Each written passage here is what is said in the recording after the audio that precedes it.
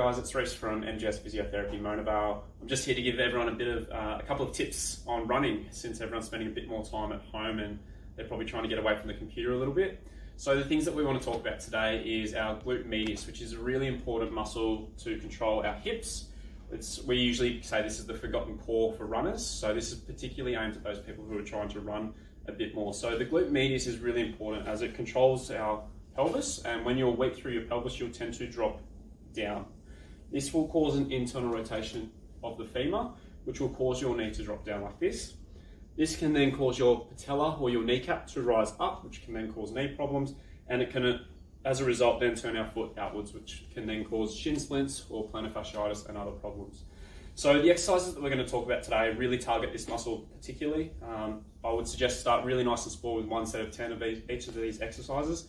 And once you get better at them, start to increase to 2 to 3 sets. And make sure you have a day's rest after doing the exercises and you're running. The first exercise that we're going to go through is for the glute medius. I want you to get a ball like this. I will show you with a smaller ball in a second. Stand nice and straight. Push your knee into the ball. You want your knee at 90 degrees and your hip at 90 degrees. And make sure you're standing nice and straight. Your glute on the right side is the muscle that's working. The key points I want you to watch out for is you're not leaning your body over as you're pushing. You're standing nice and tall, and that knee is the only thing that's pushing over. To show you what it looks like with a smaller ball is, once again, knee at 90 degrees, hip at 90 degrees, standing nice and tall, and pushing that knee inwards. Hold this for 30 seconds and do 3 repetitions. Next exercise, ideally use one of these balls, but once again, I'll show you the second version without the ball. So lying directly on your side. We don't want to be rotated at all backwards, and we don't want to be rotated too far forwards. I like to instruct people to keep their knee just slightly bent here to give them a little bit more stability. What we're going to do is pop your heel against the ball and then slide up and down the ball. As you go up and down, you're trying to push your heel into the ball. The common mistakes we see with people is they start to rotate backwards, or they're not putting enough pressure against the ball as they go up and down. If you did not have one of these balls, you would move closer to the ball. And ideally with socks, I won't do it with my shoes, but sliding your leg up and down the wall and just pushing your heel into it as you go up and down. The exercise we're going to go through is a progression from the last exercise. I would say to start with the last exercise and use that for about 2 weeks, 2 to 3 weeks, and then progress to this one once you're feeling pretty confident and finding the other one quite easy. So once again, lying directly on your side, you don't want to be rotated forwards or backwards. Other knee nice and bent to give you a bit more stability, and you're going to actually bridge up in the air. As you come up and down, you're going to slide that leg straight up and straight down. The key points being the same thing, that we do not want to get you going backwards or forwards. We do instruct some people to do this against the wall just to give themselves some feedback so they're sliding nice and straight. The last exercise that we're going to go through is a single leg squat.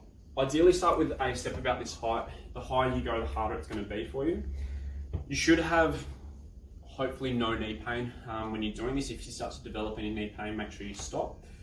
The key points that we're going to go through is make sure your hips stay nice and level. So I instruct people to keep their hands on their hips. You'll feel 2 bony bits at the front, and you're trying to keep them level as you go down. As you go downwards, we're going to go nice and straight and keeping your knee following over your toes. It doesn't matter if your knee goes over your toes or before for this exercise. And up and down nice and slowly, doing 3 sets of 12. The exercise we're going to go through is a step up, which is similar to a single leg squat, but we're trying to promote what we call a triple extension position, which is this position. So getting a small step like so, as we said with the last exercise, the higher the step, the harder it is going to be on you. Pop your foot on the step, and as you come up, we're going to come into a running style position, making sure you promote 90 degrees at the knee, 90 degrees at the hip, and you're staying nice and strong through your core. As you come down, you should be going down as slow as you can. Same thing, your knee stays nice and straight, it doesn't drop inwards, and your hips stay nice and level. So as you come down, I'm not dropping my hips, I'm staying nice and level, coming up and coming down nice and slowly. So there you have it, that is our glute series for runners. We'll be bringing you a couple more videos over the next couple of weeks while everyone's spending a bit more time at home.